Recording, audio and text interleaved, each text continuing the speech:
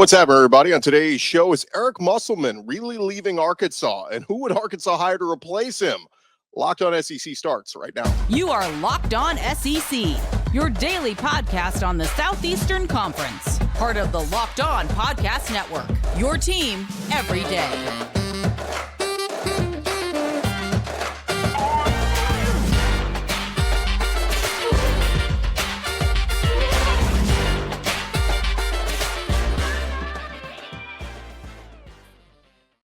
And what is happening, everybody? Welcome to the Locked On SEC. It's great to have you guys along on today's show. We're going to talk a little bit about this Eric Musselman mess. We're going to catch up with our buddy John Nabors, find out exactly what's going on, why Arkansas would let him walk, why he wants to get out of Arkansas. Plenty to discuss. I'm Chris Gordy. Thanks for making Locked On SEC your first listen every day. Shout out to Everydayers. We're free and available wherever you get your podcasts and on YouTube. Part of the Locked On Podcast Network, covering your team every day. All right, let's dive into it. As the news kind of came out that Arkansas basketball head coach Eric Musselman is set to interview for the opening over at USC, Southern Cal, according to multiple reports. Now, this comes on the heels of former coach Andy Enfield departing for SMU. And keep in mind, USC is just about to make the big move over to the Big Ten, where there's some big dogs in college basketball over there. So Musselman been very successful in his job over at Arkansas, but reportedly today, Wednesday, if you're listening to this, Musselman will interview with Jennifer Cohen and talk to other USC basketball brass, according to a report from On3. He's considered the most likely candidate for the Trojans of, all guys that are available. So 5 years with the Razorbacks, Musselman is 111-59. And made it to 3 NCAA tournaments, including back-to-back Elite Eights in 2021 and 2022. But Musselman and Arkansas missed out on the NCAA tournament this year, going 16-17. It was a rough season. Now, he did leave Nevada for 4 years prior, going 110-34, made it to 3 NCAA tournaments there. And a couple days ago, it sounded like Musselman was going to be coming back. Just several days ago, Hunter Yurachek, the athletic director at Arkansas, put a video up on his Twitter account basically saying that, he was on the Muss bus amid all these rumors that were linking him to openings at Louisville and SMU and others. So, when people saw Hunter Yurachek's post, a lot of people just kind of considered, well, that's that. Muss is coming back. In fact, I was doing some radio interviews last week, and I had people asking me, oh, what's up with Muss? I said, I think he's staying. I think he's coming back, right? Like, I didn't think Arkansas would make a change because of his track record. I mean, he went to several Elite Eights and Sweet 16s, and it was like, well, why would they get rid of him after one rough year? That would be pretty extreme. Well, on the flip side, Muss might, consider himself leaving. And so college basketball world is kind of in a tizzy right now on what will happen. Now, Yurachek went on this podcast the other day, One Star Recruits, and his quote was very interesting. He said, Musselman, much to his success, has been rumored for multiple jobs, and he's still the basketball coach as we sit here today at the University of Arkansas. He said he's been well taken care of in his past contracts, where he has a couple of extensions in the past few years, 6-figure increases. There's not a new contract in place for him this year, but he did say he's our current basketball coach. Now, he did say later in the podcast, he said, now this may change tomorrow. You'll have to ask Coach Musselman. And we very much want him back as an Arkansas Razorback. We feel like where his contract currently is, he's compensating the top 12 to 15 coaches in the country.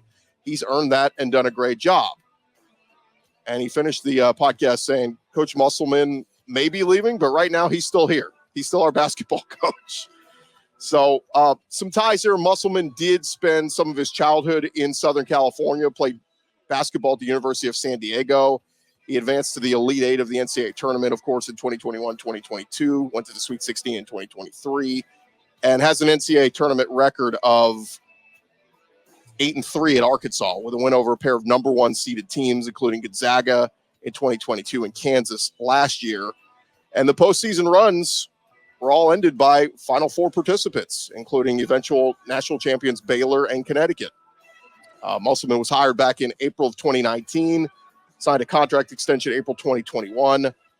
So the likelihood, according to reports out there, Musselman could be leaving at this point. It seems higher than ever which has put some of the Arkansas basketball players considering returning for another season in a state of limbo. Player Khalif Battle feeling the bewilderment. He tweeted out, "Life is really lifing right now." So it's going to be fascinating to watch this story and what happens with Eric Musselman. But right now, it's seeming like it's trending towards him leaving for USC. And then Arkansas is going to have to work quick to find their new head coach. Now, there are some potential candidates, some names being thrown out there. We're going to talk about with our buddy John Nabors here in just a second. But Ole Miss coach Chris Beard, former LSU coach, currently at McNeese, Will Wade, Kansas State coach Jerome Tang. So those are some of the names being thrown out there. But our buddy John Nabors of Locked On Razorbacks, he said that Beard would be his pick. So going to be fascinating to watch this. Again, thank you guys for making Locked On SEC your first listen every day. Coming up next, we are going to talk with our buddy John Nabors of Locked On Razorbacks. So make sure you keep it locked right here on Locked On SEC. But first, I want to remind you guys this episode is presented to you by our friends over at Amazon Fire TV. Look, Fire TV is your destination for sports, from live games to highlights to in-depth analysis. Fire TV has amazing viewing experiences with smart TVs, as well as the Fire TV stick that you can plug into any existing TV that provides access to millions of movies and episodes of TV shows, as well as free and live TV. Whether it's baseball, the tournament, whatever it is, you want to make sure you have a Fire TV. Fire TV recently created these Fire TV channels that deliver a constant supply of the latest videos from your favorite sports brands, all for free. And that includes us at Locked On, a lot of the big pro sports leagues, college conferences as well. Fire TV channels let you dive into all the game analysis, highlights, and more to keep up to date with all the latest in the world of sports, from NBA, college, and MLB, all of it. Not to mention they got great news, entertainment, gaming, travel, cooking videos as well. Check out Fire TV channels on the Fire TV and Alexa devices. If you haven't checked out Fire TV channels yet, go do it at amazon.com/lockedonfiretv. That's amazon.com/lockedonfiretv.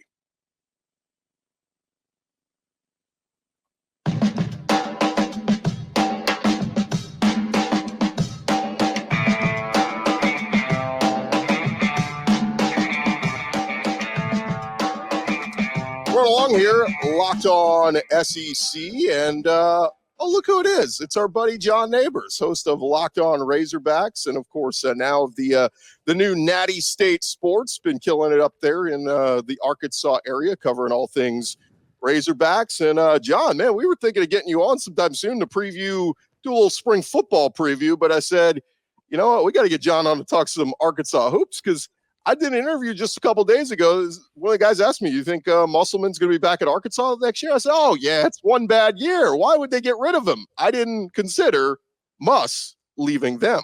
Welcome in, man. How are you? Oh, just another day in paradise of Razorback athletics, where chaos and mystery and nonsensical content is being created because of the most ridiculous type of things that could ever be happening. But other than that, I am rolling. How about you? Take me through this, John, because again, like I thought it seemed like everything was kind of hunky-dory. Obviously the season was absolutely abysmal. It was funny too. I was looking through photos through our photo gallery of Eric Musselman. And dude, you go back and look at 2022 and 2023, it's Muss with his shirt off. It's Muss smiling. It's Muss high-fiving. Every picture from the 23-24 season was Muss like yelling at a ref, looking sad, head in his hands. It was just very funny, the parallels there, which how bad things went. But give it to me, man. Why would he leave? Is this one of those situations of not feeling appreciated because it was a rough year? Like, why would he leave at this point? I mean, that's the ultimate question. And it's disappointing, I think, just because of how it's all been handled by everybody involved. There was just the season didn't go well. Everyone knows that. It was a disappointment. It was a failure. Everyone knows that. And it's maybe hard for people to understand or maybe even agree with. But I'm telling you, I think Muss is just a guy who doesn't stay places long. I felt like this since he was hired. When he was hired at Arkansas, I was really excited. I thought this was a home run hire made by Hunter Yurachek by Arkansas. It was what he did at Nevada. But I kept looking back on his tenures wherever he's been, and he's been successful at pretty much everywhere, but he's never been there for a long time. So I've always felt like Muss was not a long-term deal here at Arkansas. But I never thought it would end this way. I was thinking that maybe it would have ended where, like, for instance, USC job, which is what he's interviewing for, He always wanted to be back on the West Coast. I think everybody knew that. That's where he's from. That's what he knows. That's what he enjoys. Everybody had this idea of if UCLA opened up or if USC opened up or the Lakers job, just something that's a significant place over there, and he was offered the position, he'd leave. And even if he was coming off of a Final Four year, people would not like it. They'd be bummed by it, but they'd understand. But because of all the drama surrounding the team and the failure of the season that it was, and then how this has gotten dragged out to where he was connected with Louisville, he was connected with SMU, and now it looks like it's at least officially he's going to be interviewed by USC. It's very obvious. He doesn't want to be here at Arkansas anymore. That's how I take it. He does not want to be here. And from my understanding, it has nothing to do with lacking of NIL or lacking of support or lacking of anything. It's just more he's a very high energy guy and the low energy. Like he's very much up here or down here. You should have seen his press conferences after he lost games sometimes, like especially during his first couple years. Him losing a game was the most awkward and uncomfortable press conference you'd ever been in because he was so mad. He was so mad. He was a sore loser, but in a positive way, where it just ate at him that much. But when he won, it was all sunshine and rainbows. So he's always been very up and down when it comes to how things are going. And I think that this past year, it didn't go at all according to plan.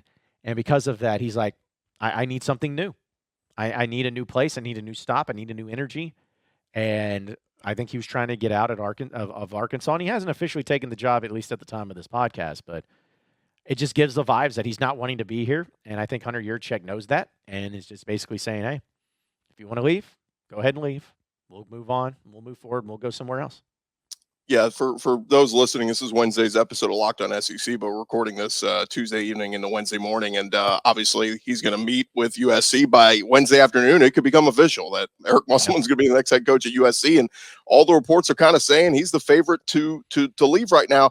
It's interesting, John, though. I look at the roster, and there was a lot of seniors on this team. I mean, there was a lot of dudes that either came back for one more year or came in through the portal as, kind of a one more chance. But like guys like Devo Davis, Mekhi Mitchell, I'm running through the list of all the different guys. I mean, it was a ton of seniors.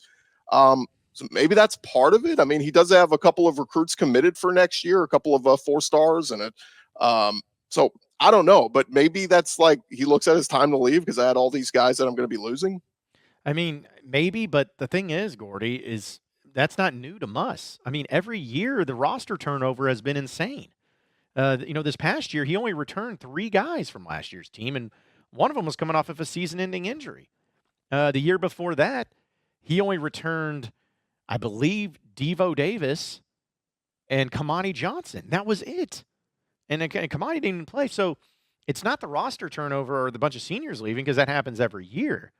It's more than that. And he hasn't been – you could just tell there's been something off about this whole situation and everything about his time ending here at Arkansas. And I think I speak for a lot of the fans in this, because just basing off of my show that I did today and the reaction from Razorback fans on social media and everything, I think everyone's very thankful for what he did at Arkansas and taking them to the seasons he had. I mean, he went 8-3 in the NCAA tournament in 3 seasons. Nate Oates, who's been the coach at Alabama for the same stint, he has to win the national championship this year, which hopefully he doesn't do. But he has to win the national championship in order to even tie Musselman for the NCAA tournament. So it shows how great he's been. But Razorback fans are at the point now where it's like, hey, you don't want to be here, we don't want you. Like, if this is what you're doing, if you're going there and you're in one interview with USC, then go. We don't want you here, because this is not some old crapper program. Like, this is not a basketball program that's a stepping stone. It never has been, and it never will be. Arkansas is a top 15, top 20 at the worst college basketball program and job. And if it's showing how much he wants out of here, then Arkansas's like, fine, go. We'll be just fine without you. We can attract some big time coaches without you. But there's all this drama and everything. We're just tired of it, and we just want to move forward. Yeah, it's so interesting. I mean, when it comes to college sports, fans aren't going to beg you to stay, and they're also going to, if you don't want to be, the minute you show you don't want to be somewhere, they're ready to run you out of town. Like, Dude, if you don't want to be here, go. We'll find somebody else who wants to be here. And so by that realm, John, let's talk about candidates. I mean, it's weird to talk about because as Yurachek said, he's still the basketball coach at Arkansas, but where would they go? I know, Chris Beard's name has come out there 1 year at Ole Miss after the situation at Texas, but he's very desirable. I think you even tweeted out that he would be your pick. Obviously, Will Wade's name is hot again. He was a great coach at LSU, did something stupid when it came to recruiting, but look at what he just did at McNeese. He's a really good head coach. And then Jerome Tang at Kansas State's done a phenomenal job. So when I saw those three names kind of pop out as, oh, these might be the early favorites, I'm like, those are all three great candidates. Yeah, and I think that those are the three that they're going to be looking at. And just basing it off of what I know and maybe who I've talked to, if it was the case that Eric Musselman does leave Arkansas to go to USC, my understanding is that it's Chris Beard. And like that's the guy. And there are boosters, or at least people involved, that feel so confident that they would be able to get Chris Beard that may be why Hunter Yurachek's been so coy about the whole situation, where it's kind of nonchalant, like, he might be the coach, who knows? And that's not really what ADs do. Right. And so because of that quiet confidence, it certainly feels like he's got, if Muss leaves, he's like, well, that's fine. I got somebody just as good, if not better. And so that's where I feel like, not saying it'll happen, because as we know in the coaching carousel, crazy stuff can be reported or told, but my understanding is Chris Beard's the number one guy, and I think he would leave Ole Miss. I mean, Ole Miss is not a basketball program. I mean, it's not Arkansas, and because of his ties also to the state, he coached at UALR, University of Arkansas Little Rock, before he got the job at UNLV that he left immediately for Texas Tech. So I think that it's him, and at the very worst, it's Tang, and I think Tang's a really good coach. But I think that is the absolute floor of what Arkansas will be going at. And who knows? If this job opens up, there may be some candidates out there that could be pretty surprising, that could really change some people's minds and maybe even be bigger names than that. I don't know. But what I do know is that Arkansas is still a phenomenal job. And it's not just me saying that. I like to look at television ratings, and I like to look at, watchability and everything. And I'll never forget, this came out on CBS Sports, I believe last year, when they had this formula about the top 10 programs when it comes to television ratings or what brings in people into watching the games. And Arkansas was number 9 on that list, number 2 in the SEC behind only Kentucky. And the next SEC team, I think, was Tennessee at number 13. But it's still there. Like, people watch Arkansas. Kentucky, Arkansas this past year on CBS was one of, if not the most watched CBS game in the regular season. I knew at the time it was. It's Kentucky, but it's also Arkansas. So I don't think that there's any question that if Muss leaves, a caliber of coach like Chris Beard, which I know he's got his baggage. I think everybody understands that and knows that. But I think people would be saying, hey, say what you want about the guy. I guess the charges got dropped. That people may view it a certain way, but winning cures all. And there's no doubt that Chris Beard wins everywhere he goes. I mean, he took Texas Tech to the freaking championship. Right. Lubbock. So I don't think that's going to change, and I think that if they end up moving on from Muss or Muss moves on, whatever, I think it's Chris Beard's number one target, and they're going to try to make him say no. Yeah, it's going to be fascinating. And you mentioned Muss, maybe the thought was he wasn't going to be there long, and you could maybe look at, Chris Beard hopping around here and there. But then again, like, he left Texas Tech for Texas because it was more money and a little bit more prestige than Texas Tech. He would have stayed at Texas had the incident with the wife not gone down and all that kind of stuff. But Ole Miss kind of was a chance for him to kind of get his feet back under him. And he did a good job there. They just missed the tournament, right? Yeah. I mean, they went 20-12, but 7-11 in the conference and win 1 or 2 more games down the stretch, and they're probably making the tournament. But it's interesting. I mean, the domino effect we talked about in college football, but like if he leaves, then Ole Miss needs a new head coach, and then they might steal somebody else. And so it'll be very interesting to see how those dominoes fall. But man, it's going to be very fascinating. And John, can't thank you enough for jumping on with us. Before we let you go, update our listeners who may not know what you've launched over here at Natty State Sports, what you got going up there at Arkansas. Yeah, so basically, everybody's kind of getting to the digital age, just like we are at the Locked On Podcast Network. We know how fruitful it is, and that's where so many people go for their content. So launched Natty State Sports, and for those of you wondering what in the world, it's Natty State, natural state. Arkansas is the natural state. It fits. You get it. But it's a digital company where we basically have a podcast network here of our own that's specific to Arkansas Razorback sports. And we do a lot of written content on our website, nattystatesports.com. We do video content. We do live streams. We're just basically there for all of the new age of digital content, and it's all free. You know, a lot of things are behind paywall, but we do it for free, and we have a great spot here in Fayetteville. And you know, it's just we're trying to be the pioneers of the media side of things where everything's going. So I've got a great crew that I work with, guys that have been established in Arkansas sports media. Being in here in the heart of Fayetteville, right in downtown. I mean, you can see I'm on the 6th floor of Fayetteville. For those of you who've never been to Fayetteville, they don't have tall buildings. This is the second tallest building in the city. So, and we're at the top floor. So we got a great thing going, and it's awesome. So just continues to get bigger and better. And as you know better than anybody, Gordy, coaching searches do wonders for content, and we're going to be a busy group over here, it seems like, in the next few days. Well, there you go. If you're in the Fayetteville area and you want John's autograph, you know where to find him. And for those wondering, you are still doing Locked On Razorbacks and crushing it there because that's your baby you helped build, right? That's right. That's right. Almost to 10,000 subs, getting there, getting nice. Closer and closer. But I'll fully admit, I have maybe slacked it sometimes in my podcast because I've gotten so busy with the startup, but we've gotten into more of a rhythm now. So yeah, it'll be the Locked On Razorbacks podcast still going strong and still the most listened to and most watched podcast of any Razorback podcast in the entire world. So going to keep that rolling and keep that pride up because it's going really well.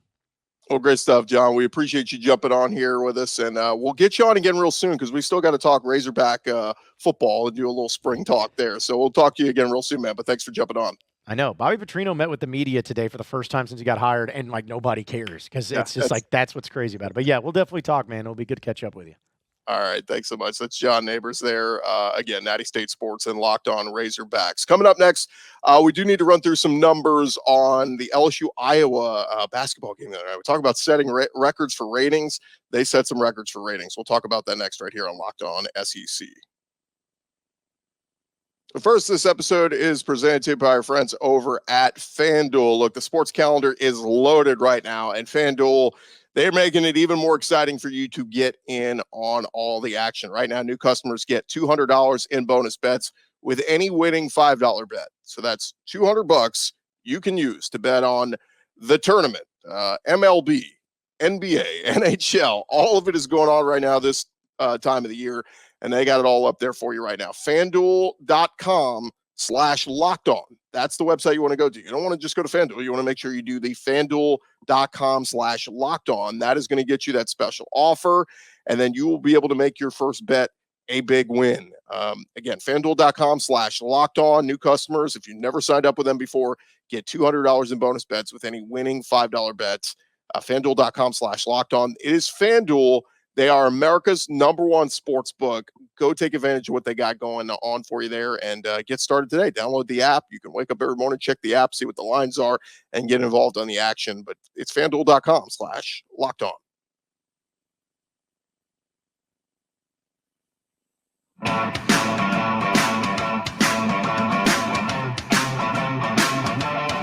All right, continue on here, Locked On SEC, and I'll remind you guys, if you are sitting at home, working from home, watching TV throughout the day, as Locked On Sports Today, a free 24/7 sports streaming channel program for you each and every day to bring you the biggest stories without all the yelling. Locked On Sports Today, bringing you can't miss analysis, opinions, and news, streaming 24/7 on YouTube or the free Amazon Fire TV channels app, part of the Locked On Podcast Network, covering your team every day. All right, before we call it a show, I do want to mention a little bit on the LSU-Iowa women's basketball game that happened the other night. For anyone who watched it, look, the numbers say you watched it. I mean, the numbers were absolutely through the roof. Monday night's Elite Eight showdown in Caitlin Clark's Iowa Hawkeyes and Angel Reese's LSU Tigers set an all-time ratings record for women's college basketball, according to ESPN. The numbers just coming out Tuesday evening. More than 12 million people tuned in to watch the much-hyped rematch of last year's national championship game, which saw Iowa avenge that loss and advance to their second straight Final Four. ESPN also said that Monday's audience of 12.3 million made it the most watched college basketball game ever on ESPN's platforms. Caitlin Clark, she was asked about it after the game, and she said, look, we're, never seen anything like this. We're attracting a lot of viewers and a lot of people tuning in and wanting to pay attention to us. So the win average, like we said, 12.3 million viewers. It peaked at 16 million viewers, and that shattered the previous all-time mark, which was set last year for LSU's win over Iowa in the championship game. That averaged a record 9.9 million and peaked at 12.6. Now, UConn's win over USC drew 6.7 million. That would have surpassed every title game viewership since 1996, except for last year's title game.